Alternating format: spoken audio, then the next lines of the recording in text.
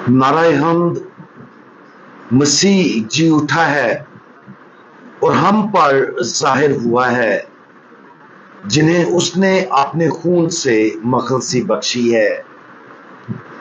आज हम अंजील मुकद्दस बामुताबिक मुकद्दस यूहन्ना उसका 14वां बाब और उसकी 21वीं आयत पर ध्यान और ज्ञान करेंगे। और आज हम इतायत कामिल मोहब्बत का दरवाजा इसके बारे में सुनेंगे। जिसके पास मेरे हुक्म है और वो उन्हें मानता है, वही मुझे प्यार करता है, और जो मुझे प्यार करता है वो मेरे बाप का प्यारा होगा, और मैं उसे प्यार करूंगा और अपने आप को उस पर जाहिर करूंगा। ज्यादातर लोग मोहब्बत को अहकाम की अतायत के तौर पर नहीं सोचेंगे, फिर भी खुदावंद यीशु मसीह ने बिल्कुल उसी तरह उसकी तारीफ की है। उसकी तालीम की सच्चाई को समझने के लिए हमें पहले मोहब्बत की नोयत पर गौर करना चाहिए। मुकद्दस थॉमस एक्वाइनस मोहब्बत की तारीफ जज्बात और अमल दोनों से करते हैं। एक जज्बा के तौर पर यह हमारी इंसानी फितरत का हिस्सा और मतलूबा समझे जाने वाले अच्छे के लिए मुशफ़क़ाना भूख का पहला रद्द अमल है।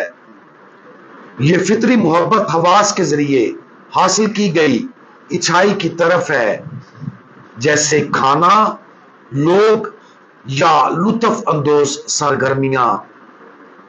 चूंकि मोहब्बत एक जज्बा के तौर पर हिस्सी भूख से मुतल्लिक है, ये इंसानी तजर्बे में एक जरूरी किरदार अदा करती है।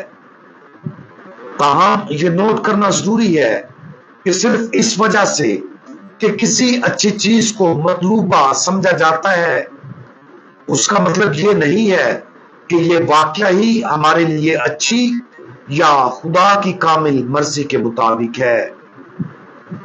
ताहम आज की अंजील मुकद्दस में खुदावंद यीशु मसीह जिस मोहब्बत की बात करते हैं वो कुदरती मोहब्बत से कहीं ज्यादा है।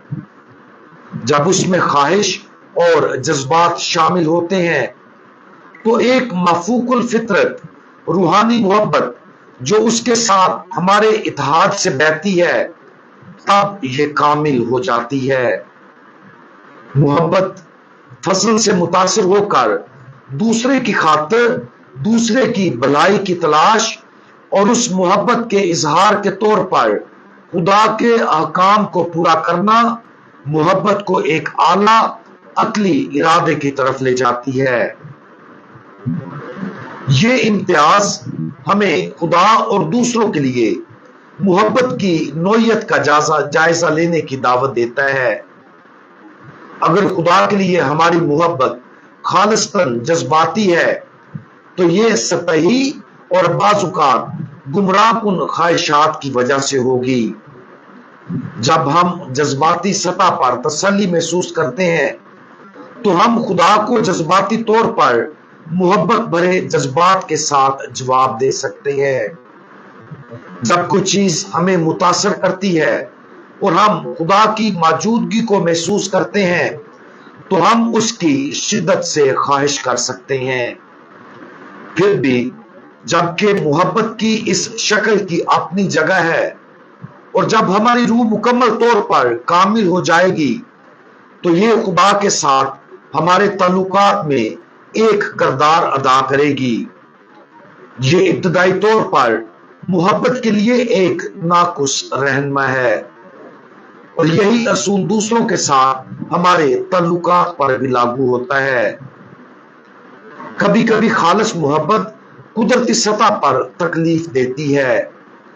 मोहब्बत के मुतालबात अक्सर यहाँ तक कि जब हम मोहब्बत करने का एहसास नहीं करते, हमें अपनी फौरी ख्वाहिशात के खिलाफ काम करने और मोहब्बत करने के लिए कहते हैं।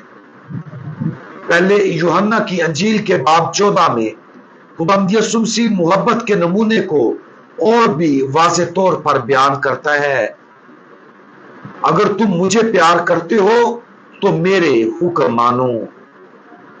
خدا کے لیے محبت عطائت کے بغیر ناممکن ہے۔ خدا کے لیے محبت کے 3 کاموں کا ضروری ہے۔ سب سے پہلے اپنے ذہنوں کے ساتھ، چاہے ہماری خراب بھوک ابتدا میں اس کی مرضی کے خلاف ہو، ہمیں خدا کی مرضی کو سمجھنا چاہیے، اس پر یقین کرنا چاہیے اور اس کو اعلیٰ ترین بھلائی کے طور پر تسلیم کرنا چاہیے۔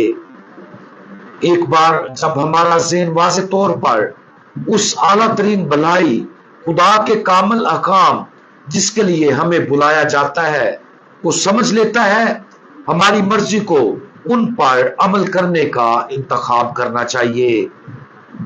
جب ہماری بے ترتیب بھوک مداخلت کرتی ہے تو ہمیں اپنے عزم کو مضبوط کرنے اور اعلیٰ بھلائی کا انتخاب کرنے کے قابل بنانے کے لیے فضل پر بھروسہ کرنا چاہیے۔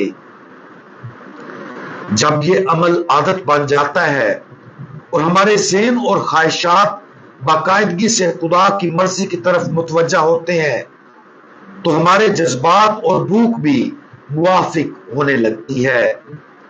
ہم اس کے احکام میں خوش ہوتے اور ان میں تازگی اور تکمیل پاتے ہیں۔ یہ روحانی لذت جذباتی تسکین سے کہیں زیادہ ہے۔ یہ اس لیے ہے کہ صرف خدا کی مرضی جو اس کے احکام کے ذریعے ظاہر ہوتی ہے ہمیں تندرست بنا سکتی ہے اور ہمیں وہ بننے کے قابل بنا سکتی ہے جو ہم بننے کے لیے بنائے گئے ہیں۔ اگرچہ سفر اکثر دشوار گزار ہوتا ہے، لیکن جب ہم فضل کے ذریعے خدا کی مرضی میں خوش ہوتے ہیں تو ہمیں کتنی خوشی ہوتی ہے۔ آج خداوند یسوع مسیح کی واضح دعوت کہ اس کی مرضی کی عطائت کے ذریعے اس سے محبت کریں پر غور کریں۔